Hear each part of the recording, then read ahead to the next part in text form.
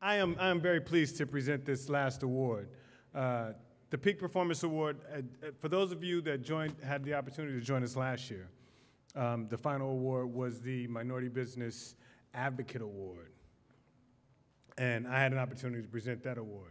So I love to take these opportunities because I absolutely consider myself an advocate.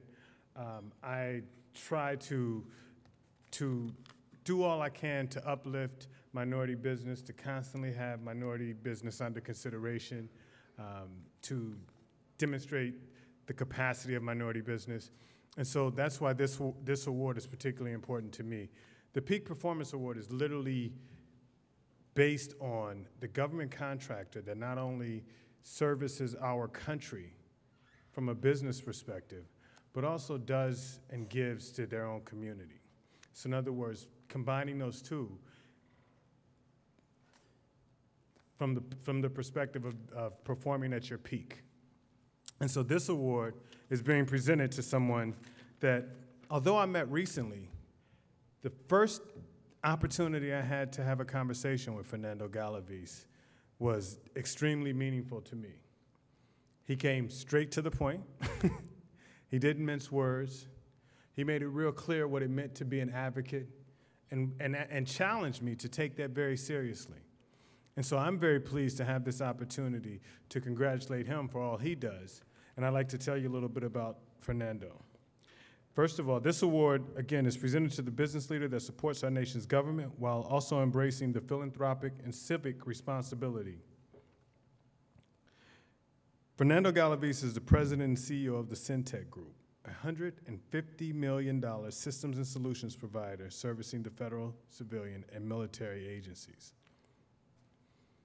From a community perspective, he's also the chairman of the National Federal Contractors Association, member of the National Federation of 8A Companies, co-founder of the U.S. Asian Pacific Chamber of Commerce.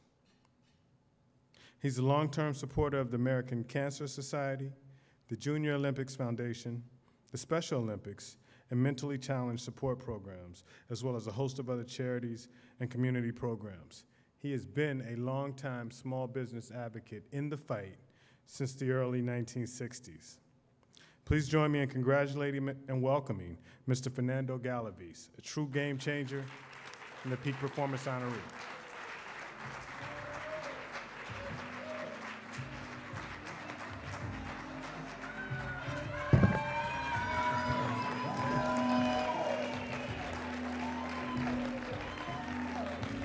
Thank you, everyone. Thank you.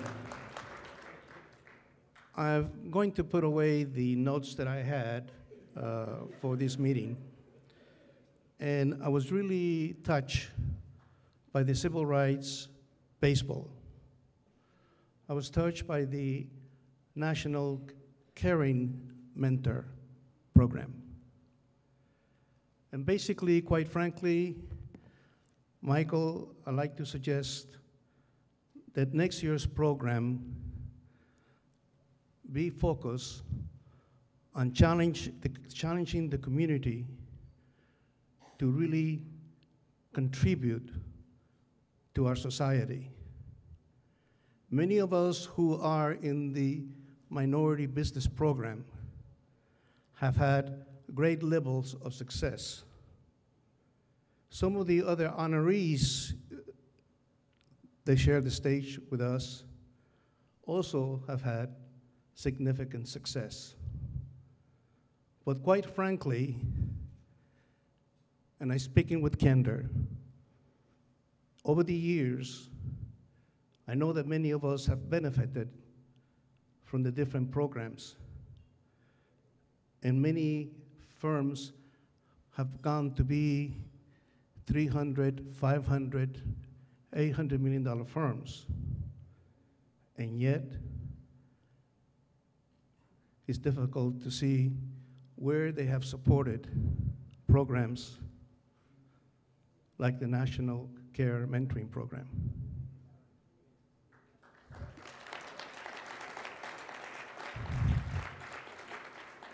So therefore, Michael, I might upset your program for next year, but let me suggest this.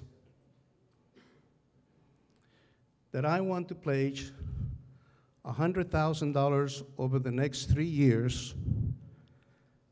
If those $100,000 are matched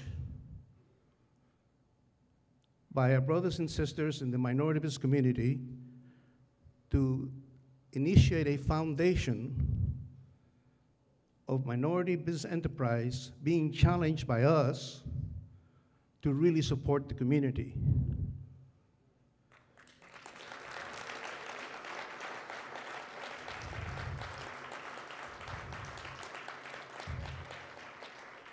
With a few of us who are left here tonight, we can call ourselves to be the steering committee of this effort.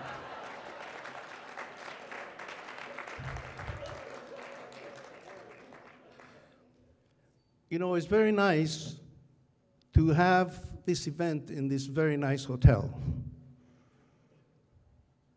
It's very nice for all of us to drive some fancy cars. But let's not forget that many of our black brothers and sisters died for this country in World War II.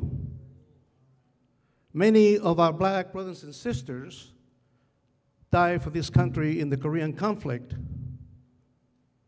Yet, in the 60s, there were not too many black faces that were able to get in to do business with the federal government.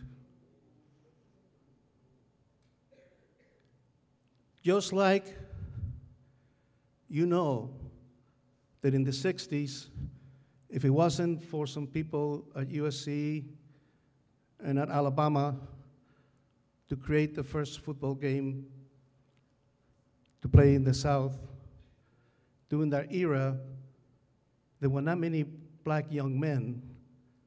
As a matter of fact, there were not any black young men playing in college football.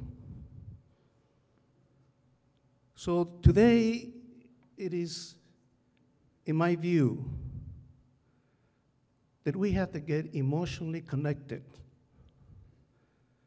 When we look at how many of our minority youth drop out of high school, when we look incarceration, the high percentage of the population being minorities, and we ask, what does the minority business community does about that?